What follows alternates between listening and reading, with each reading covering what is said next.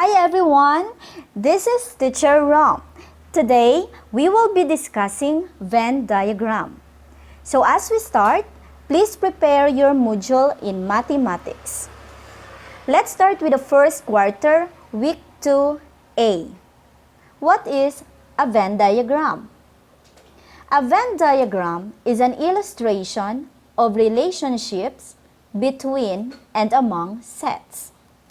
So for example, you are given capital letter U. This capital letter U represents the universal set, the set which contains all elements under consideration. So the elements in our set U, we have A, B, C, D, E, and F. Ang tanan nga elements dapat small letters. Then in our set B, we are given, we have A, B, and C. And our set C, the elements are C, D, and E. So we are going to represent using a Venn diagram. So first step, we are going to make a rectangle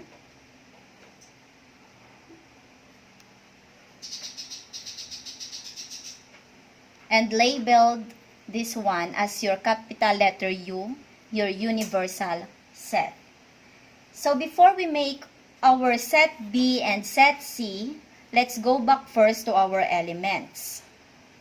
Ang aton nga set B, may ara kitang A, B, and C.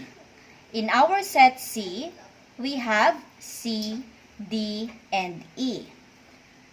So ano ang common or makita sa set B nga ara man sa set C? So we have element C. Since we have the common element, meaning there's an intersection with the two sets. So, to represent, this is our set B and our set C, dapat naga-intersect sila because they have their common element. So, we have the element C. Ang makita sa B, makita mo sa set C. Then this time, we are going to list down all the elements in our set B. We have A, B, and C. So, A, B, and C. Hindi na pagsulat ang C kay ara na siya sa aton set B. Then, what are the elements nga ara sa set C? C, D, and E. We have this set C, C, D, and E. After that, we are going to go back to our universal set. The elements are A, B, C, D, E, and F. So, dapat sa universal set, ang tanan nga elements makita. So, we have A. You have there A, B, C, D, E. So, your letter F, ibutang naton sa gwa sang duwa ka circles because our element F, wala siya sa aton set B and set C. So, dapat ara siya sa aton universal set because F is part of our universal set.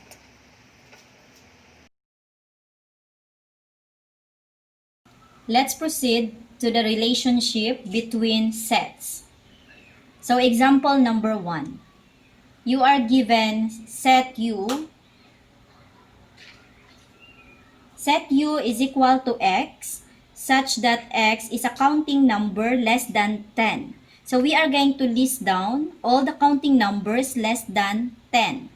So when we say counting numbers, we start with 1, 2, 3, 4, 5, 6, 7, 8, and 9. So since this is only less than 10. So our set Q, the elements, may ara kita nga elements, 1, 2, 3, 4, and 5. Our set R, we have the elements 2, 4, 6, and 8. So first step, we are going to represent using a Venn diagram, we are going to make a rectangle.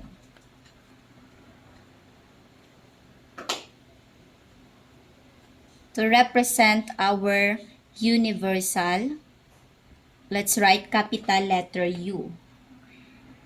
Then, before we proceed to our set Q and R, let's go back first to the elements. Ano ang common sa set Q and set R? Ano ang may ara sila nga pareho nga elements? So we have 2 and 4. Since may ara sila nga pareho nga elements, meaning to say, these are intersecting sets. So we are going to make two circles. We have the set Q intersect with our set R. So first, write the elements nga ara sa set Q kag ara sa set R. We have 2 and 4. 2 and 4. Then after that, list down the elements sang aton set Q. We have 1. We have 2. We have already 2. 3. 4. And 5. So these are the elements sang aton set Q. What are the elements of our set R? We have 2, 4, 6, and 8. Then after that, balik naman kita sa aton universal. We have the elements 1, 2, 3, 4, 5, 6, 7, 8, and 9. So dapat ang tanan nga elements ang aton set U makita sa aton Venn diagram. So let's check. 1, 2, 3, 4, 5, 6, 7. We don't have 7. So isulat natin sa gwa ang 7. 8. And we don't have 9. Wala sa aton duwa ka set. So we are going to write here 9 outside the two circles.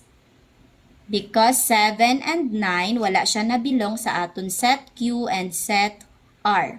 But 7 and 9 is part of our universal set. So set Q and R contain common elements. They are called intersecting sets.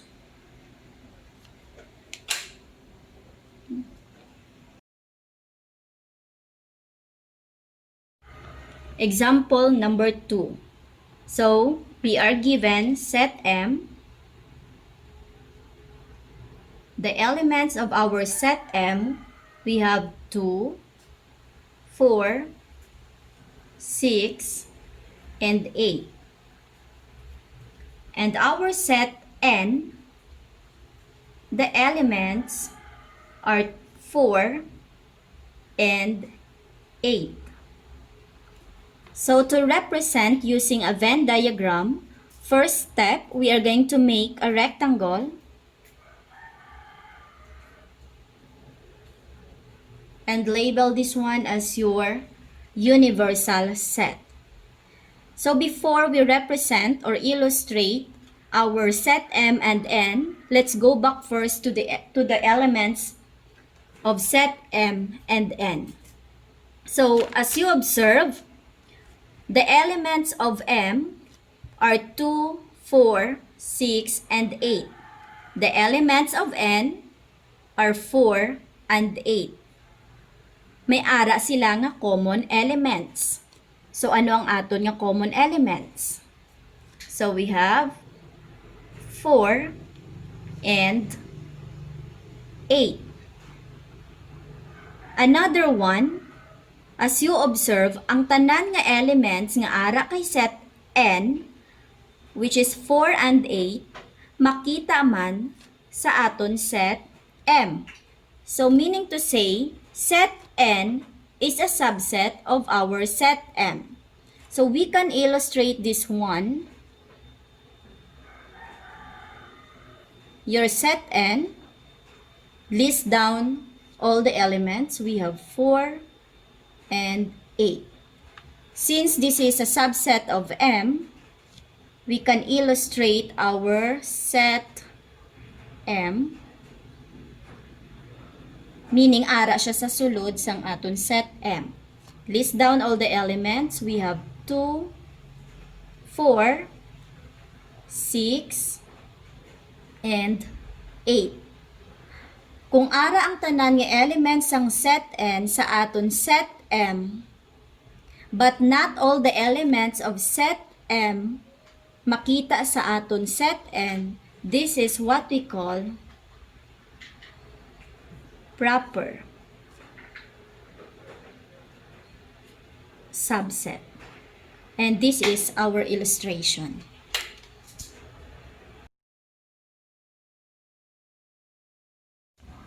Example number 3. Set S, the elements is equal to X such that X is an even numbers less than 10. So we are going to list down all the even numbers less than 10. 2, 4, 6, 8, and 8. Since this is less than 10. Then set V, the elements, X such that X is a multiple of 2 less than 10. So multiple of 2, we have 2, 4, 6, and 8. Also less than 10. So to represent using Venn diagram, our first step is always make a rectangle and label it with capital letter U as your universal. So since all even numbers less than 10 are also multiples of 2, as you can see, the elements of set S is also an element of set V. So we can illustrate this one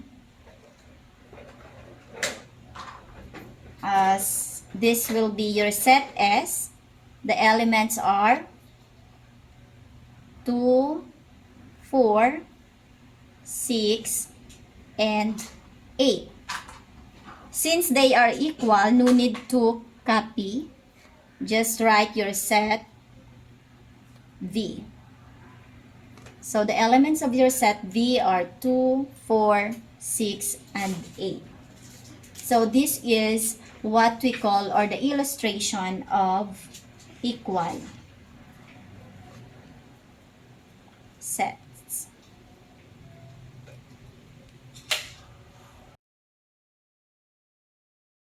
Number 4. So given we have set T, it says that our set T are all even numbers less than 10.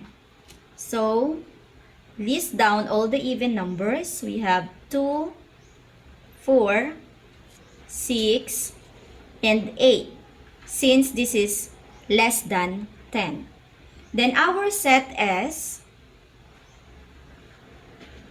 are all odd numbers less than 10.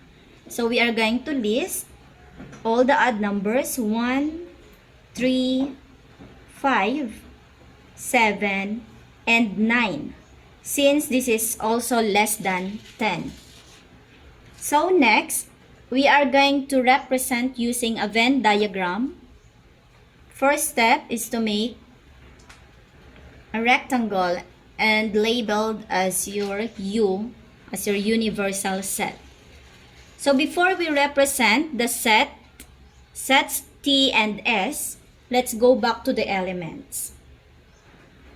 So in our set T, the elements are 2, 4, 6, and 8. In our set S, the elements are 1, 3, 5, 7, and 9. So, is there a common element? May ara kita nga common element? Since wala kita common elements, meaning to say, wala ga-intersect ang aton set T and set S. So, to illustrate, this will be your set T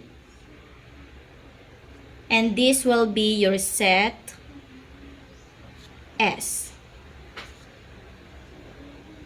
So, we are going to list all the elements of our set T. We have 2, we have 4, we have 6, and we have 8.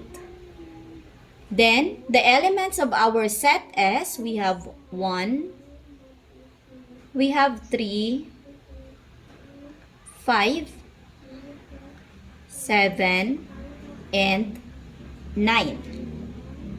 Since our two sets do not intersect, this is what we call disjoint sets. And this is our illustration for disjoint set.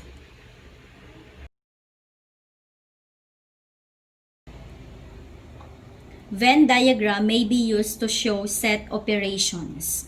So number 1, we have the union of sets. A union B. This is our symbol for union. So to represent, we have there an illustration. We have your universal U and set A, your set B.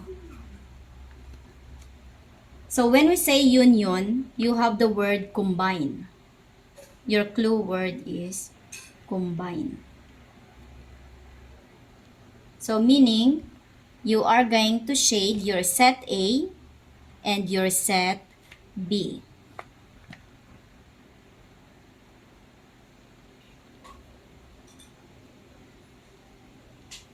This is how to represent A union B.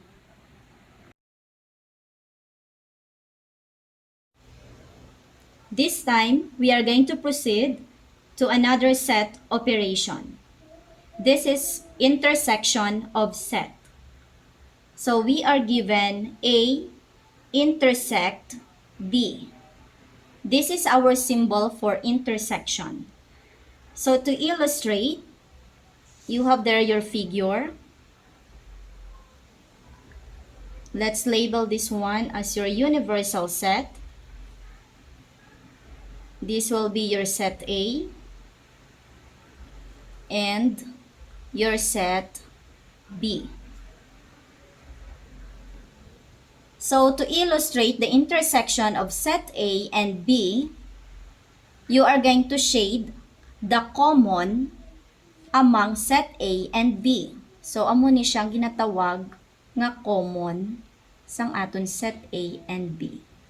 So this is what we call, or the illustration of our intersection. section of sets.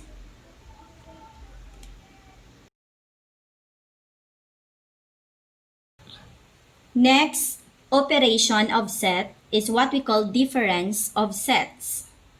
So we are given A minus B.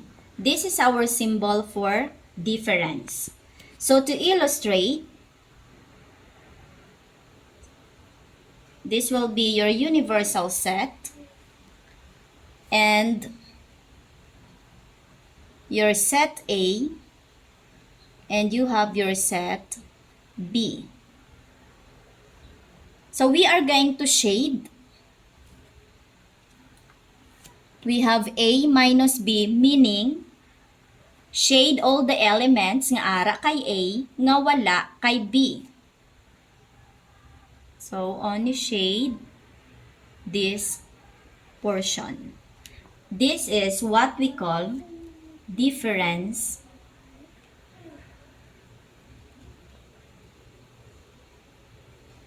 of sets. And this is our illustration. Number 4, complement of a set. So this is A prime. We can read this one as A prime or complement of A. In your illustration there, you have this universal set, and since you have only set A, can label that one. Then, when we say complement of A or A prime, meaning to say, hindi mo pagshidan ang tanan nga elements nga ara sa A. So, you have there, you have to shade this portion. Do not include, hindi pagshidan ang tanan na elements sa set A. This is what we call complement of a set.